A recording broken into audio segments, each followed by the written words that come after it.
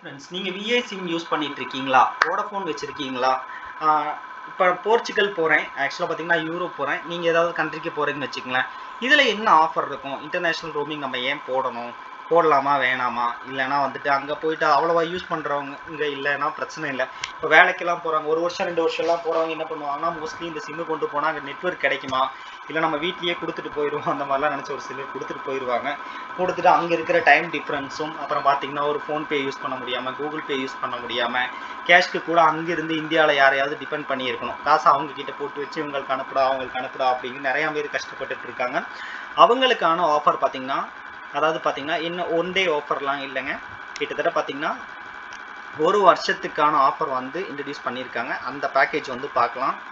இந்த பேக்கேஜ் பட்ஜெட்டில் இருக்குன்னு நினைக்கிறேன், இருந்து பார்த்துருவோம். பட்ஜெட் பேக்கேஜில் பார்த்தீங்கன்னா இருக்குது.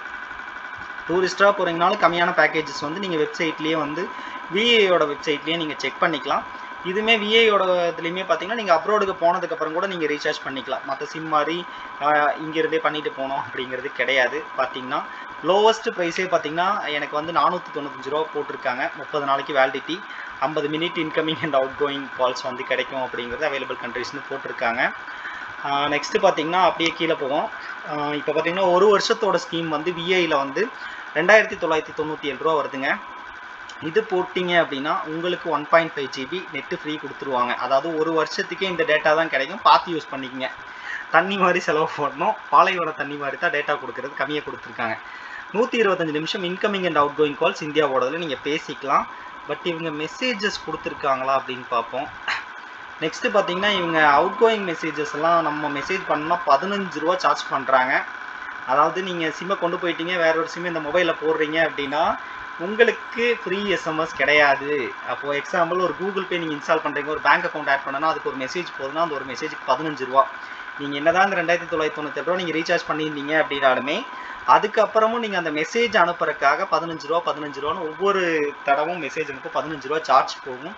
அதனால் பார்த்தீங்கன்னா விஐயை விட பார்த்தீங்கன்னா இதை ஏர்டெல்லையே பார்த்தீங்கன்னா ஒரு 50 மெசேஜ் 20 மெசேஜ் ஃப்ரீ தர்றான், ஜியோவில் 100 மெசேஜ் தர்றான். அதனால வந்து இது கூட கம்பேர் பண்ணி பார்க்குறப்ப அதெல்லாமே பெஸ்ட்டாக இருக்குது. அப்புறம் விஐயில் என்ன பெஸ்ட்னு பார்த்தீங்கன்னா ஒரு 25 நிமிஷம் எக்ஸ்ட்ரா கொடுத்துருக்கான். மற்ற எல்லாமே 100 மினிட்ஸ் கொடுக்குறாங்க. இவங்க 25 நிமிஷத்தை எக்ஸ்ட்ரா கொடுத்துட்டு 500 MBயை காலி பண்ணிட்டான். அதனால் வந்து விஐ வேணுமா வேணாமா அப்படின்னு யோசிச்சுங்க. விஐ வந்து எல்லா இடத்துலையும் நெட்வொர்க் இருக்கும். மேபி விஐ சிம் யூஸ் பண்ணுறீங்க அப்படின்னா அப்ரோடுக்கு போகிறீங்கன்னா நீங்கள் வந்து செக் பண்ணிக்கங்க. அது போக வெப்சைட்டில் இதை விட நல்ல பிளான்ஸ் இருக்கான்னு செக் பண்ணி நீங்களே வந்து உங்களுக்கு பிடிச்ச பேக்கேஜஸ் வந்து நீங்கள் சூஸ் பண்ணிக்கலாம். சரிங்களா?